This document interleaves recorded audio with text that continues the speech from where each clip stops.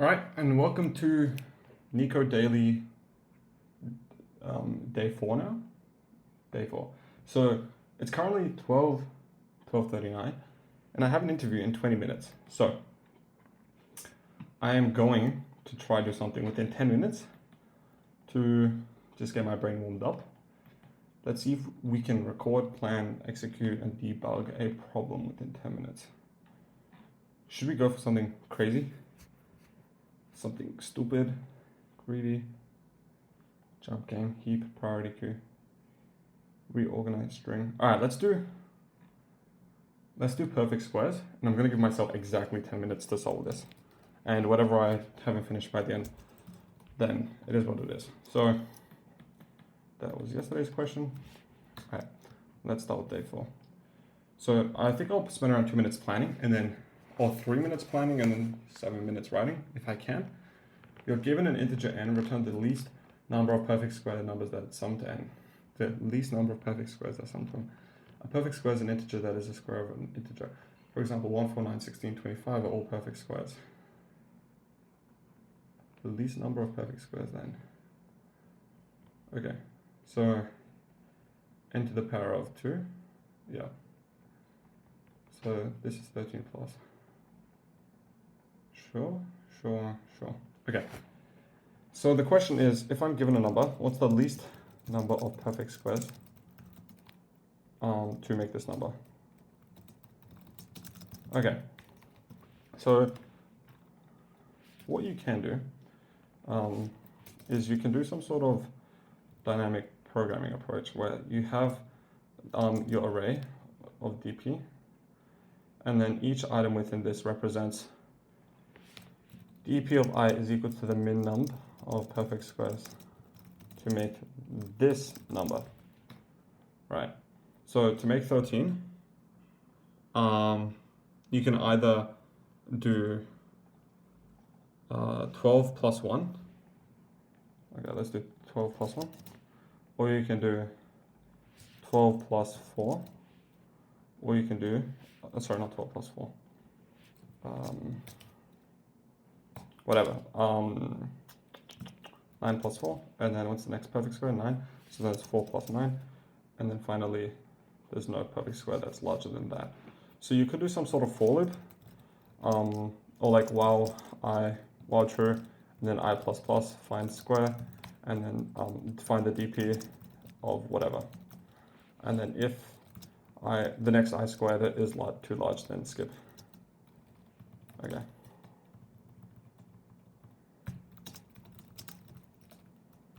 Okay, cool. So let's do this really quickly. How do we want to do this? Do we want to use arrays or the method? I think I'm going to use a method, and then I'm going to use an unordered map. Oh, yeah, an unordered map. Yeah, from yesterday we learned that if you have up to 1,000, you usually want to use an unordered map. 10,000, sorry. So this is going to be called memo, and then we're just going to solve for res. Res is equal to the dp of depth. Let's just do DFS of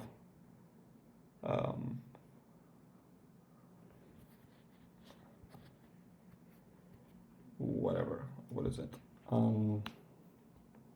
We want to pass in member. We want to pass in target. Oh yeah, like n, and then that's it, right? And then return res, something like that. And then if it's impossible to make, it will never be impossible to make. Okay, so here we want some sort of method called DFS, where it takes an unordered map of 2 integers, and we'll call this memo, and then we can take remaining, and then the idea is that if remaining is equal to 0, then you can return 0. So it takes 0 to make 0. 0 perfect squares to make 0. Otherwise, while true, and then you can start with I is equal to 1. Start with 0 actually. And then we'll do I plus plus in squared is equal to I times I. if squared is larger than remaining, then you continue, or you break actually. Otherwise, int result is equal to the minimum of whatever result is now, and the DFS of, and then the DFS of that plus 1, right? And then you want to pass in memo and remaining minus squared. That makes sense. So then int result is equal to int max. And then you can return result. Cool. Let's see if this is correct.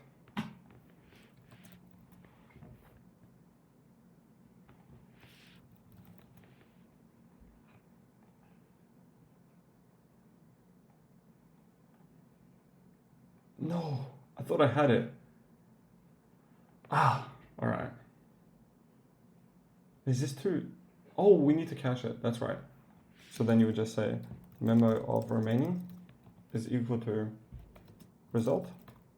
And then up here you can say if memo.count of remaining that is not equal to 0, then return memo of remaining. Thank you. Cool, that's very good. Alright, cool, still runs. Oh my, wow, okay. That's a 6-minute medium. That's pretty cool. So yesterday it took me, how long did it take me? Long time, long time. I think 50, 60, 70 minutes. Yeah, something like 70 minutes. And then the day before that took even longer. So, yeah, very happy. That's how you do it. I'm gonna go prepare for the rest of the interview now. But yeah, thanks for tuning in to day 4.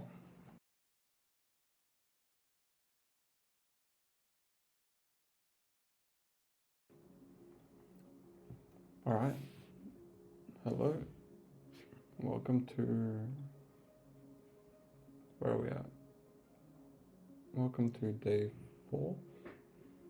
Wow, I can't believe I don't remember, but I think it's day 4. Yeah. So I had my interview earlier today and it went pretty well. I was pretty surprised by how in-depth they went into the specifics of C++ and how it interacts with the CPU and memory, because all of the other interviews I've had kind of don't really focus on that too much, and they focus more high-level design choices and things like that. So I was very surprised, but I was pretty happy too. I did pretty well, but there were a couple of topics that I didn't do too well on. One of the topics was CPU prefetcher, branch prediction. There are a couple of others, but this one was pretty big. So I used Claude to generate a long-ass document for me to read, and then I'm going to be asking myself questions. I've already done Leetcode today, so I'm okay with doing something else for the rest of this. Okay, so I think I want to spend about 40 minutes in total on this. We'll go like stage by stage. So everything you need to know about how modern processors predict and fetch data before you ask for it, explained from first principles with C++ examples, animated diagrams, and practical guidance. Okay, 13 chapters. So the fundamental problem is that memory got too slow relative to how quick processors were. In 1980, the time it took a processor to execute an instruction and the time it took to fetch a byte from memory were roughly the same, a few hundred nanoseconds. Then processors started doubling in speed every couple of years, while DRAM latency improved at maybe 7% per year. By 2025, modern CPUs can execute hundreds of instructions in the time that it takes to read one cache line from main memory. Let's put numbers on this. A modern CPU core running at, maybe we'll take some notes. A CPU core running at 4 gigahertz executes a cycle every 0.25 nanoseconds. And then a DRAM access takes roughly 50 to 100 nanoseconds. Nano. Is nano minus 9? Wow. Okay, makes sense. Cool. That means that if your code touches memory that isn't in cache, the CPU sits idle for 200 to 400 cycles doing nothing. That's not a rounding error, that's entire pipeline waiting. So a register takes 0 cycles, 4 cycles for L1, 12 for L2, and so on. This is called a memory wall. It was identified as a looming crisis in the 1990s. Every year the ratio of compute speed to memory speed grows. Yep. So this is why prefetching exists. The core idea is really simple. If we predict which memory addresses will be needed soon, we can start prefetching them before the CPU actually needs them. If the data arrives in cache just in time, the CPU never stalls. The memory latency is still there. It's a physical reality, but it's hidden behind useful computation. Okay. So question 1, a 4 GHz CPU does 1 cycle every 0.25 nanoseconds. A DRAM takes this many seconds. How many cycles does a CPU waste sitting idle on a single cache miss? It would take 100 nanoseconds times 1 divided by 0.25, which is equal to 400 nanoseconds. Not nanoseconds, 400. We can just do this actually. 100 divided by 0.25 is 400 cycles. If the CPU is that much faster than memory, why don't we just make DRAM faster? What's the fundamental reason this gap keeps growing? Some physical property about DRAM that makes it very hard to make the same rate of improvements on DRAM latency as CPUs.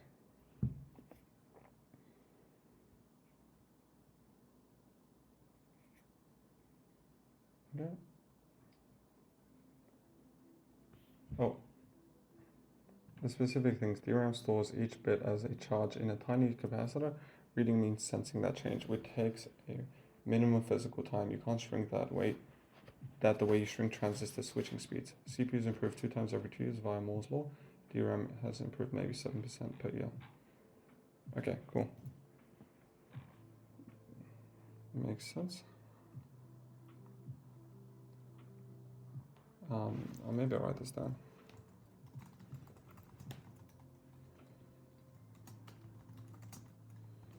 If you can predict which memory you need,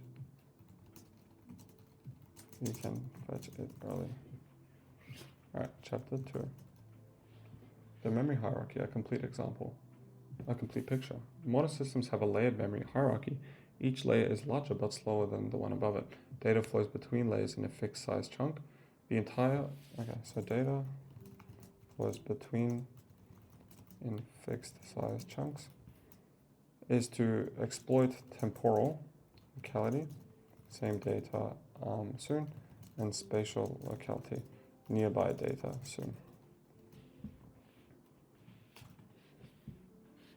And then we have your L1, L2, L3. So L1.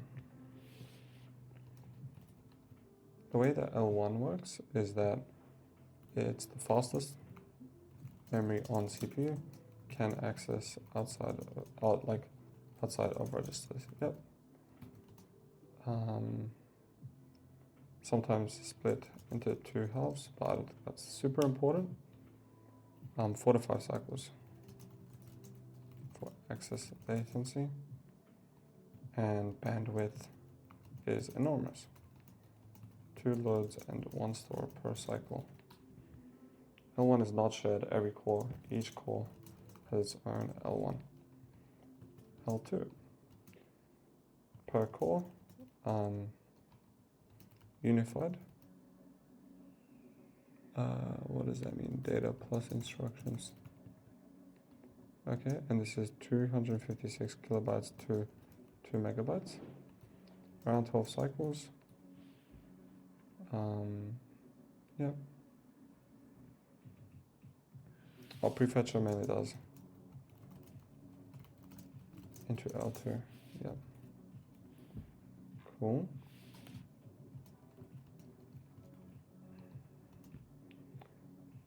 and can be from 8 megabytes to 96.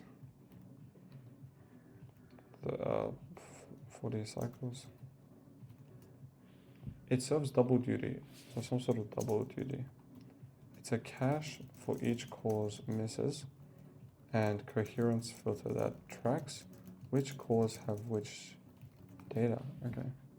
When one core writes to an address that another core has cached, the L3 helps coordinate the invalidation. Right, okay. So like, if you have one CPU, and then maybe it looks like this, and then this is your L3, and then that's your L2, and then you have L1,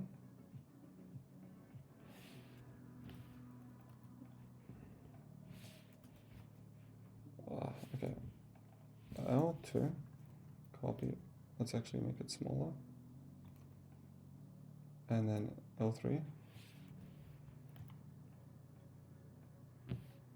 and then this is your entire CPU, and this is core 1 and core 2. Then if this guy has some block of memory in its L2 cache, and this guy has the same block, and then L2 makes some sort of change to this block of memory that also happens to be in L3, then L3 will figure out how to coordinate this change to L2 of the other core. That makes sense. When you miss all cache levels, you go to DRAM. This costs 5 to 100 nanoseconds. Okay.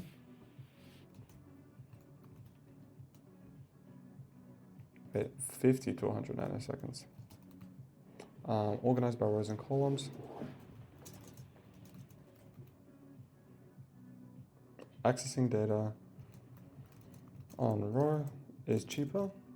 Accessing data on a different row, a row miss, requires a pre-charge activate cycle and costs more than 80 to 100 nanoseconds.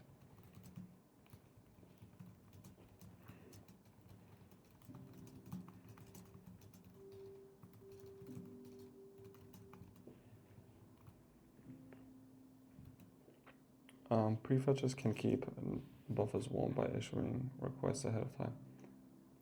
The gap between L1 and DRAM is 50. Prefetching tries to convert DRAM speeds by accessing speed accesses into L1, X2. L1, L2 speed accesses by overlapping the fetch with computation. If it works perfectly, your code sees only L1, L2 latency, even when working with data that's much larger than the cache. Cool. Cache lines. Use the source for asking relevant questions. The second chapter has this.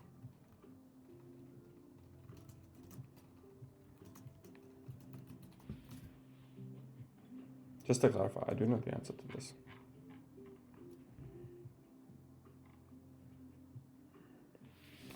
Okay.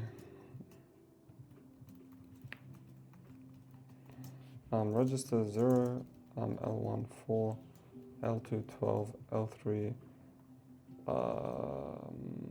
50? No. 48-ish?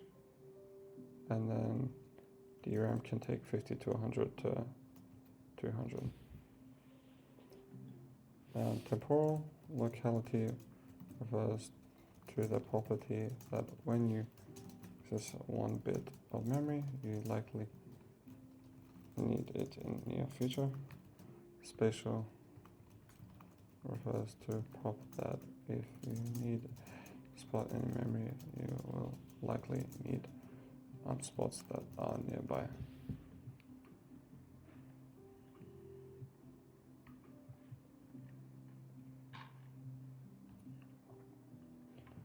On virtually every modern x86, chapter 3, And ARM processors, the cache line size 64 bytes. This means when you access a single byte, the CPU doesn't just fetch that byte, it fetches the entire 65 block from OX 1000 to OX 1034. This is spatial locality in action. The hardware is betting that if you touched one byte, you'll probably touch its neighbors soon. So the anatomy of a memory address. Okay, a memory address. Tag bits, set index, and offset. So the 6 last bits are the offset, which is the byte within the 64 byte you want. The remaining bits are split between the set index.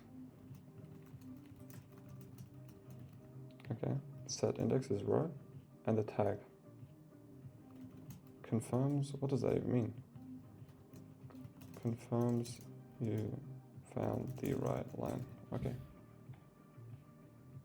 Cool.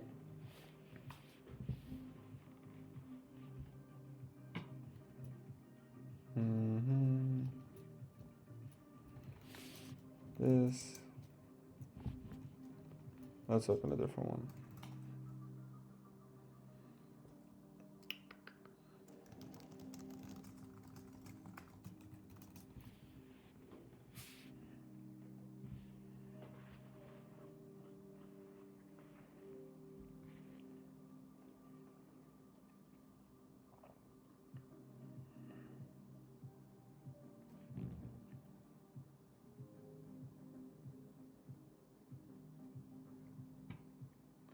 The cache is divided into sets. This field tells the hardware which set to check. If you have 64 sets, that's 6 bits. The number of bits depends on how many sets your cache has. The label on the book spine. Multiple memory addresses can map to the same set. This tag is the leftover upper bits that disambiguate which memory block is actually stored there. The hardware compares the tag stored in the cache line against the tag from your address to confirm it's a hit. Concrete example, say you access address OX1A3F. So your tag is 0001, your set index is this, and then your offset is this. So byte 63 within the 64 byte line, set 40, look in row 40 of the cache. Does the tag stored in that match 0001? Yes, cache hit, no cache miss. Fetch from RAM. Why split it this way? You can't store all of RAM in the cache, so you need a way to index into a small table. Multiple addresses land on the same set, so you need to tag them to tell them apart. Once you found the right 64 byte block, you need the offset to grab the exact byte. I feel like I'm missing some important context.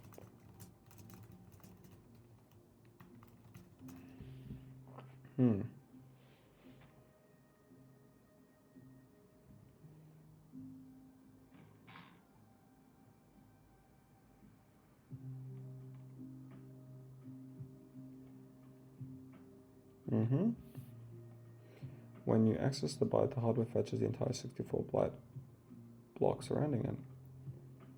So say you have 16 gigs of RAM but only 512 kilobytes of cache. You can't fit everything, so you need a system to decide where in the cache a given block of RAM goes. You could do it this 3 ways: fully associative. Any block can go anywhere in the cache. Flexible, but checking every single slot on every access is expensive. Each block can only go in one specific slot. But if 2 frequently used blocks map to the same slot, they keep evicting. And then set associative. Compromise. The cache is split into sets. Each set has a few slots.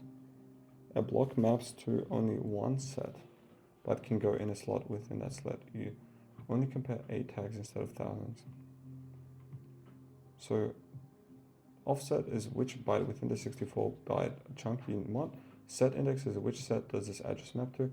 Tag, there are multiple slots. Which one is yours? Compare tags to find out. Right. Which shelf, which book on that shelf, which page in that book. That makes a lot of sense.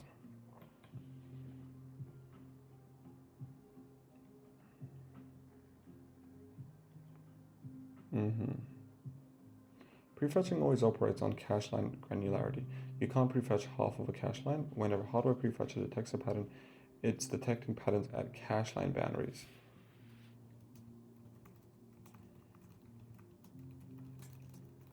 When you issue a software prefetch, the low 6 bits of your address are effectively ignored.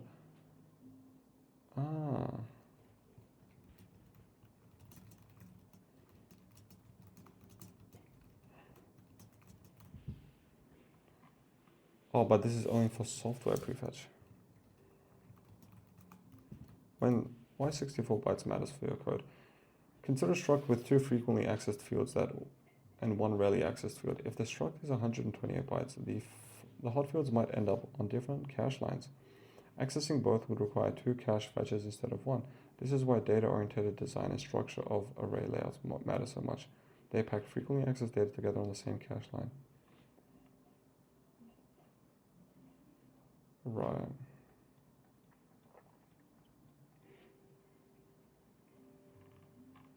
You can force cache line alignment in C++ with align as. This is critical for data shared between threads and for prefetch friendly layouts. Oh, okay. Show me how this works. Okay. You access a single byte at address OX1000. How much data does the CPU actually fetch? It fetches 64 bytes, which would be OX1000 to OX1000 plus 64 decimal. Question 2. The cache problem is that the entity does not fit on one cache line because of the car array. You could restructure it so you put the car array at the bottom. This would leave the 6 hot variables more likely on the same cache line. How does this work? Each updating its own counter naively struct counters into counter A, counter B. These two sit next to each other in memory. They're almost certainly on the same 64-byte cache line. When thread 1 writes counter A, the CPU invalidates the entire cache line on thread 2's core. Right, this is false showing. The data is logically independent but physically shares a cache line. So the cores keep fighting over it. The performance hit is brutal. Make sense? The fix align as. Force each counter onto its own cache line. Start at a 64-byte boundary, starts at the next 64-byte boundary. Now it's 128 bytes.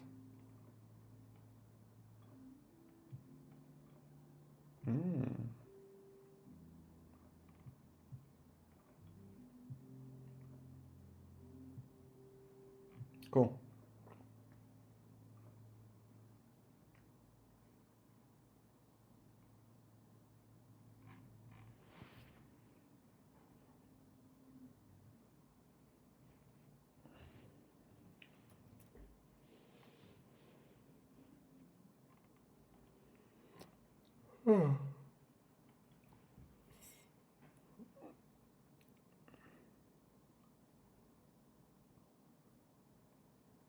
What do they mean by a line? I'm not too sure.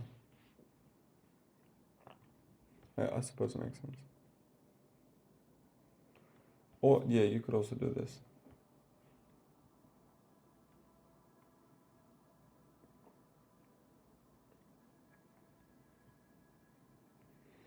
Okay, that's true. Maybe you want more entity hots to hit the cache line.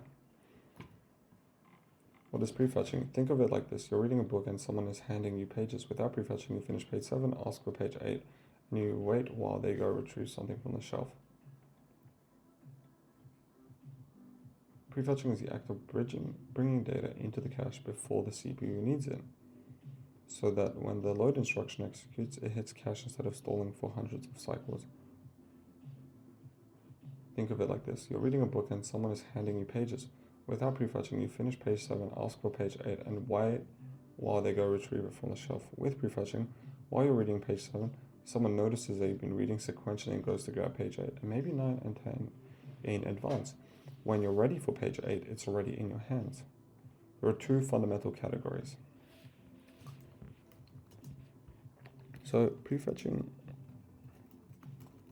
refers to the act of bringing data into the cache before the CPU needs it, so that when load instruction executes, it hits cache instead of store. And there's two types, hardware and software.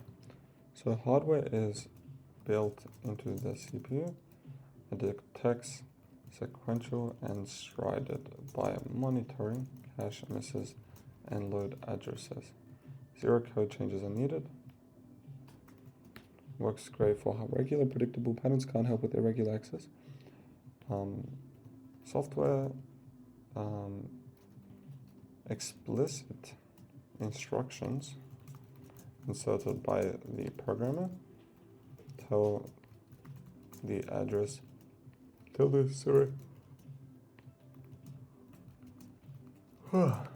you handle irregular pattern? Can handle irregular patterns the hardware can't predict. Requires understanding your access patterns. Easy to get wrong. Prefetching too early or too late is worse than not prefetching at all. They work together. Software prefetch fills the gaps of complex access. Two ways prefetching can fail. Too early. The data arrives in cache long before it's needed, and by the time it's evicted. Too late.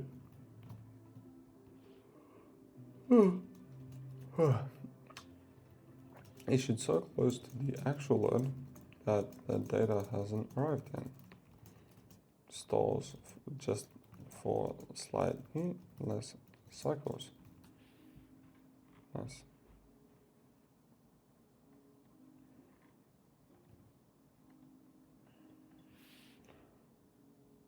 I can't be bothered doing this anymore. I don't think it's that useful.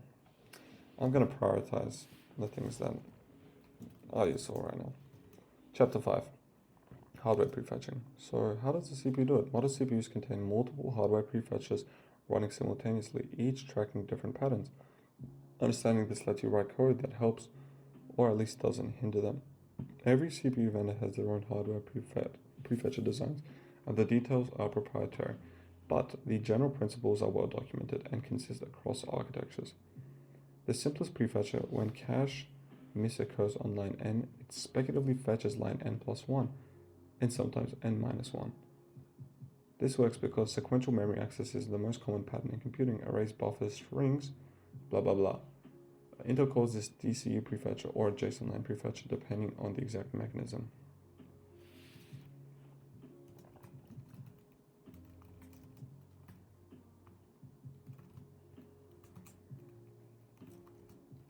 Speculatively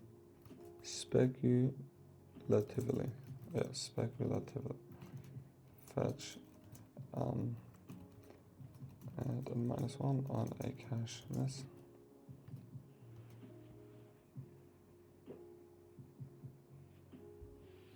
By iterating forward away.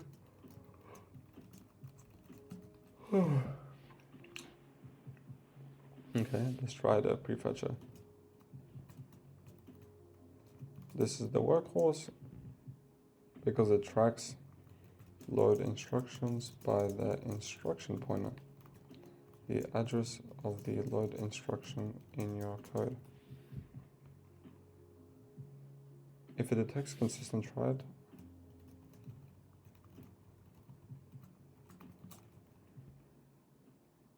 it starts prefetching along. Wow, that's really cool. So here, if your stride is 1, then it starts fetching just ahead. If your stride is 4, then it starts fetching 4 ahead. Stride must be constant. If your loop accesses addresses with stride plus 256 bytes, and then suddenly, yep.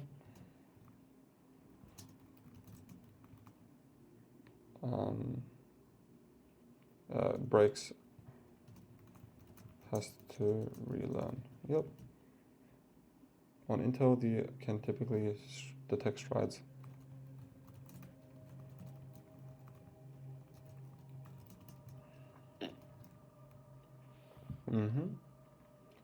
A warm-up period. Okay. Needs to see it 2 to 3 times before predicting. Yep. The streaming prefetcher detects sequential access patterns at the page level. When it sees access moving forward or backward through a page, it will prefetch aggressively.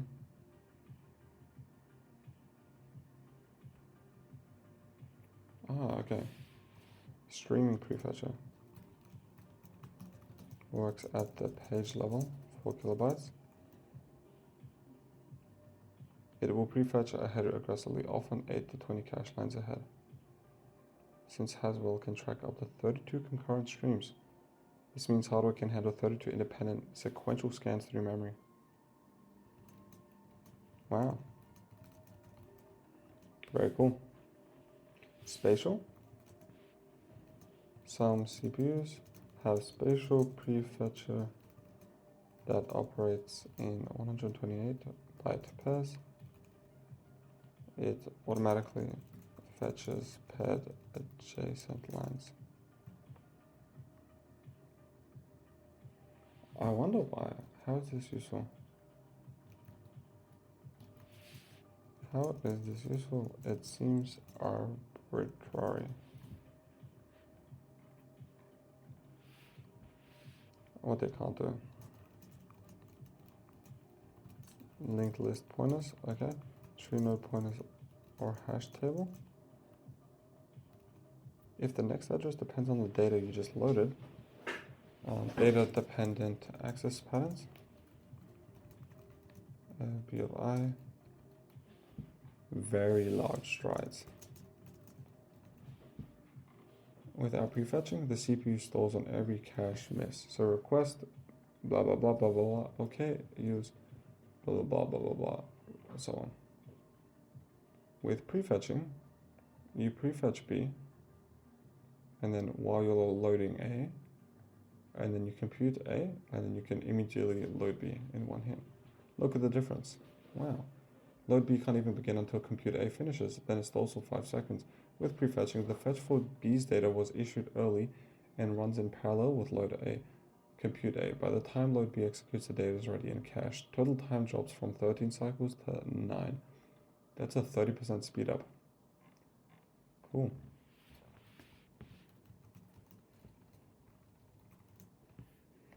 So when this hardware can't predict your access patterns, you can tell it what to fetch with a single instruction. Software prefetching lets the programmer insert explicit prefetch instructions into the code. Hints to the CPU.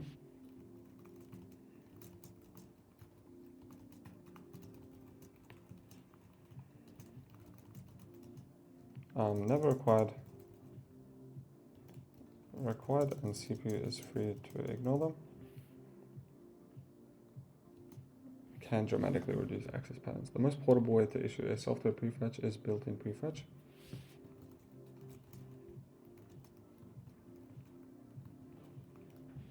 So the address, the raw, and then locality.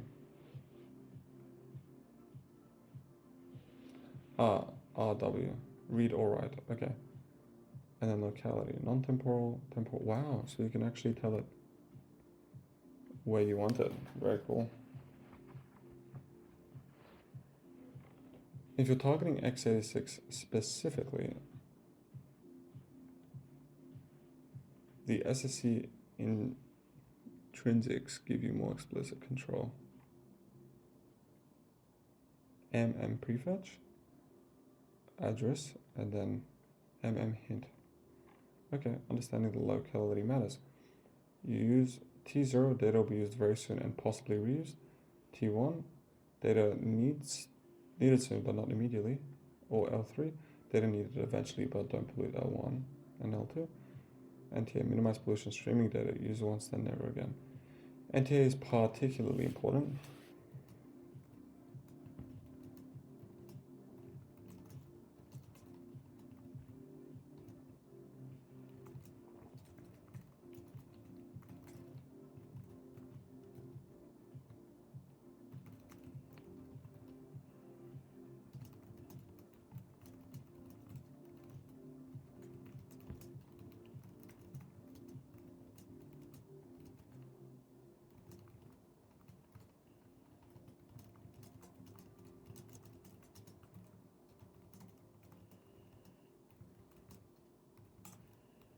Okay, cool.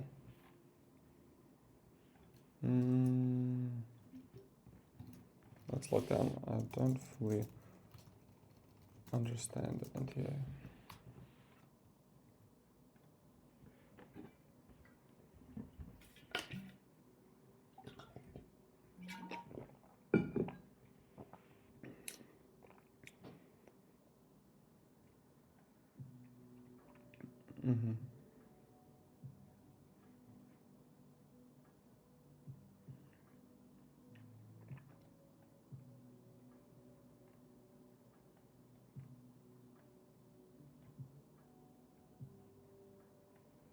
Right.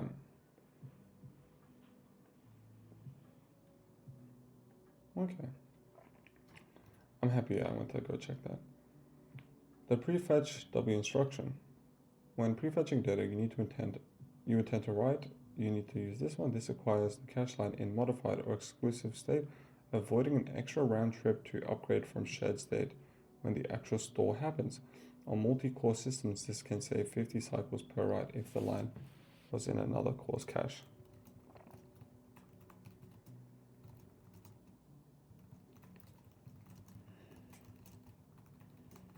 Right. Software prefetch instructions are not free. Each one consumes a slot in the instruction pipeline and uses a line fill buffer or missed status holding register.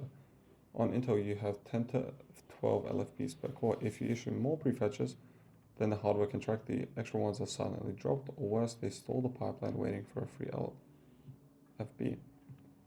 Wow, cool. Let's keep going. Chapter 7. Prefetching too early wastes cache space. Prefetching too late doesn't hide latency. Getting the distance right is the most critical tuning decision.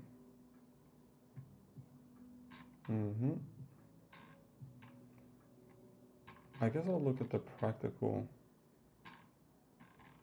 C++.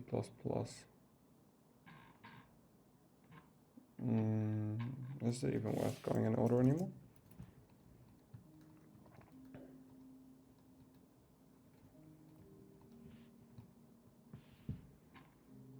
Okay, let's go quick. The prefetch distance is how many iterations ahead of the current loop iteration you issue the prefetch. The formula is simple in principle.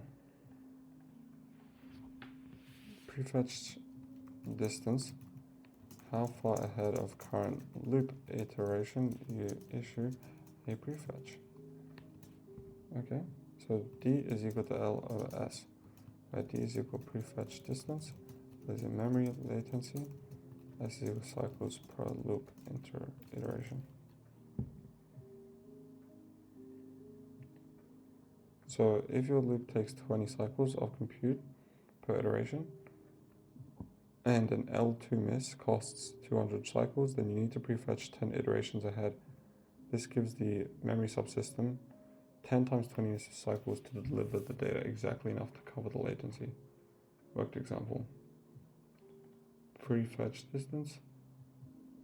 If you're doing this, prefetch distance this many. Okay.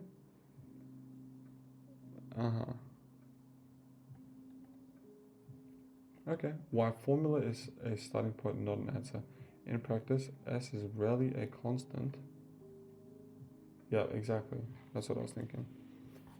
Branch mispredictions, varying instruction level parallelism, and the contention with other cores all affect iteration time, and L depends on whether you're hitting L2 or L3 or DRAM, which depends on your working set and your access pattern. The right approach is start with the formula to get a reasonable initial values, benchmark D-1, D, D+1, and 2D. Prefetch distance has a broad optimum. It doesn't need to be exact. You're looking for a plateau. Profile with hardware counters to verify. L1 misses actually decreasing. Is bandwidth utilization going up? Wow, that was really cool. I'm very happy I looked into this. Start with an estimate. L can change on what you're hitting. S can also change branches, etc. Start with formula. Benchmark. D-1, D, D+1, and 2D. Broad optimum doesn't have to be perfect. Use a hardware profiler with hardware counters. Are L1 misses actually decreasing? Good question. Boom.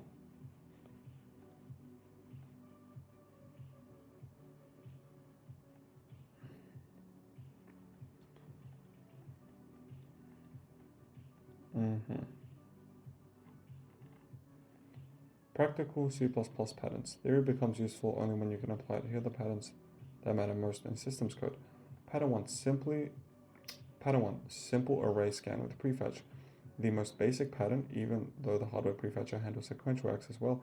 Explicit prefetching can help when the array is very large, or when the loop is so short that the hardware can't get far enough ahead.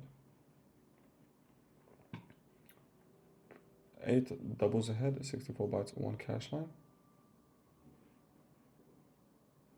So you're going to fetch 8 doubles ahead. Okay, cool. So this built-in prefetcher, and then we know that we're going to use it once. That's really cool. Pattern 2, hash table probing. This is where software prefetching truly shines. Hash table lookups involve data-dependent addresses. The bucket index depends on the key hash, which the hardware can't predict. If you're going to do batch lookups, you can pipeline them. You have a hash map of k and v, const k keys with v results. Your group is 8. The end is equal to the minimum of this. Compute group hashes and prefetch buckets. So you compute the hash and then fetch the buckets. By now buckets should be in cache, and now you can, wow. This is really cool. The software pipelining pattern splits into 2 phases, compute plus prefetch.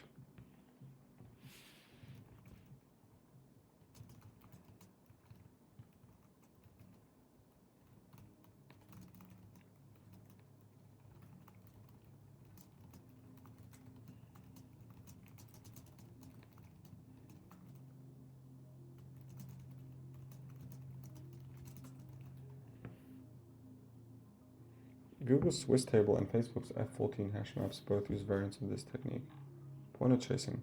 The hardest case, each node. So this one is simple array scan.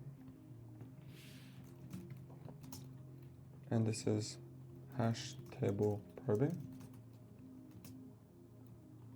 And then finally, pointer chasing. You can't prefetch very far ahead, but you can prefetch 1 or 2 nodes if you maintain a small ahead look ahead window. So you want to sum a list. While the current, you get the next. If there is a next, then you prefetch next. Pretty hard. Okay, pretty hard. Can only do 1 to 2. This only hides latency if the loop is heavy enough to cover a cache miss. For a trivial loop, you're only 1 miss ahead. Not enough. For deeper look ahead, you need bar for multiple nodes, covered in section 12. Struct of array prefetching. When processing multiple parallel arrays, you can prefetch across all of them simultaneously.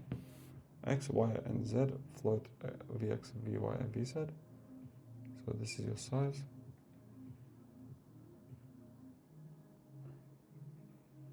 For sizes I is equal to, and then you go between that to n.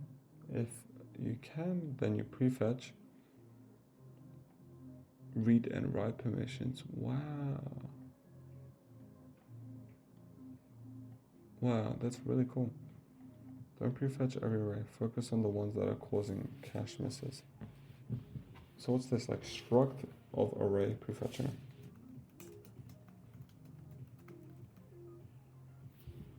Why is it called that?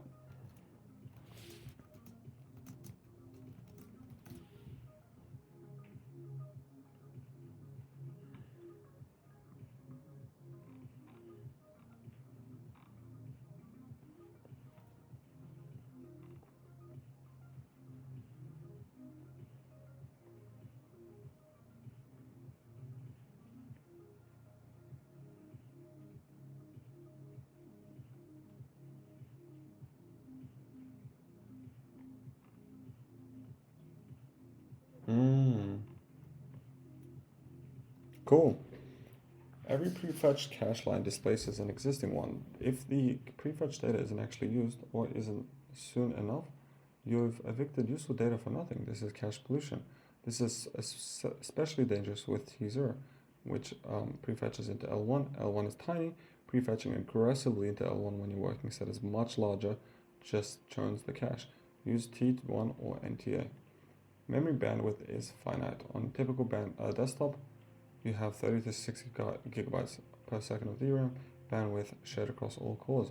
Every prefetch that misses in all caches generates a DRAM request. If you're already bandwidth bound, adding prefetches makes things worse.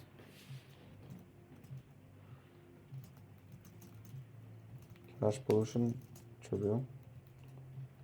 Bandwidth saturation. TOB pressure. Prefetching to a new virtual page triggers a TOB. If the page isn't a TOB, you'll get a TOB miss, which causes this, or much worse, on a TOB miss that requires a page table walk through multiple levels. If your prefetch touches many distinct pages, you're thrashing the TOB and slowing down all. I don't know what this really means. An instruction overhead.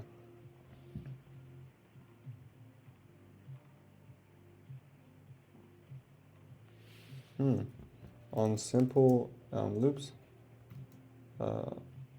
instruction, you may make instruction throughput worse. Already cached data. Yep.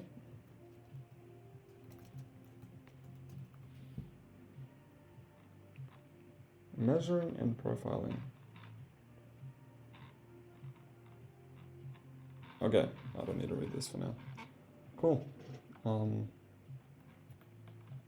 Yeah, maybe I'll put this in my Obsidian notes. I think that would be a good idea. Don't look at that.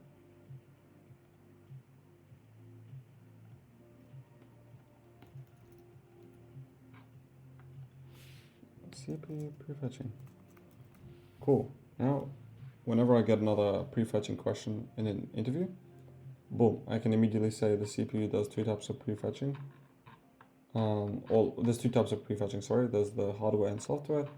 Within hardware, there is the adjacent line prefetcher and the strider prefetcher. The strider prefetcher needs to be constant, while the adjacent line prefetcher sometimes just fetches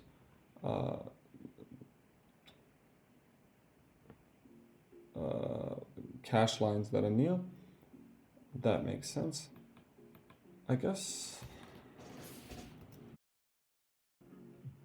All right.